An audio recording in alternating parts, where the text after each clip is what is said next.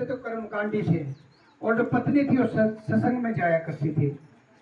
तो जो सत्संगी होता है वो सवेरे शाम आरती पूजा जरूर करता है, जिसको आदत पड़ गई है, जिसको गुरु महाराज से प्रेम हो गया है। तो एक ऐसा ही घटना है जो साक्षात रूप में है। तो हुआ क्या कि जो कर्मकांडी होता है वो पंडितों को बुलाते हैं, पाठ करते हैं, तरह तरह के पाठ होते हैं, आप सभी जानते हैं, क्योंकि पहले आप सभी थे जब से गुरु महाराज की चरण शरण में नहीं आए। तो कहीं वो जो उन्होंने क्या किया, जो पतिदेव थे उन्होंने कहा कि मैंने पाठ कराना है, पंडित साथ बुलाने हैं। और उनका कमरा ऐसा था, एक मंजिल नीचे, वो पतिदेव ऊपर वाली मंजिल में रहते थे, मैडम नीचे रहती थी उनकी। तो उन्होंने ये प्रण किया कि मैं पंडित बुला रहा हूँ और पाठ करने हैं हमने, जैसे होता है महामृत्यु जाप कर लिया, गायत्री का कर लिया, दूसरा कर लिया, आप करते ही हैं सारे। तो उन्होंने, पत्नी जी ने उनको कंसेंट दे दी, ठीक है महाराज आप कराइए, मैं आपको सहयोग करूँगी, लेकिन मेरा काम अपना है। वो जो सवेरे शाम आरती पूजा जो हमारे 5 नियम हैं वो करती थी।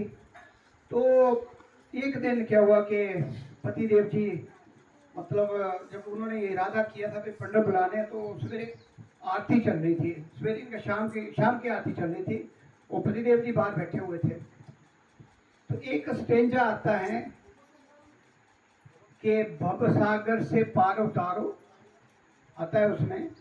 तो जैसे ही वो शब्द, मतलब ये उसमें आता है गुरु महिमा में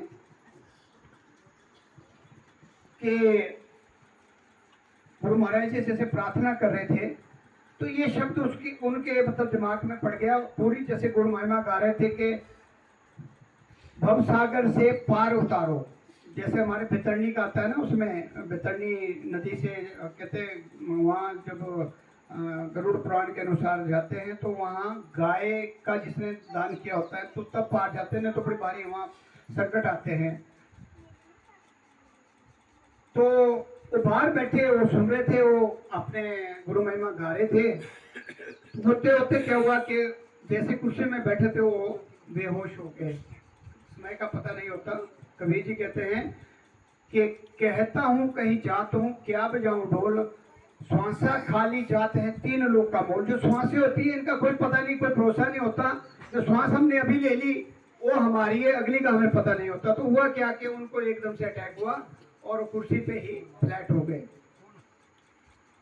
तो कहते हैं कि चलते वो जो आवाज थी उनकी, जो गा रहे थे गुरु महिमा का जो शब्द था कि भव सागर से बैतरणी से पार उतारो, करुणा जहाज बनाकर तारो, भवसागर से पार उतारो, करुणा जहाज बनाकर आओ, भवसागर से पार उतारो, कुछ ऐसी है लाइन।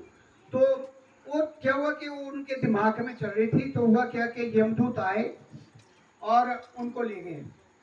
आगे का प्रोसेस चलते चलते चलते उनको जो सूक्ष्म शील में था वो याद रहा, चलते चलते चलते वो पहुंच गए धर्मराज जी की कचहरी में।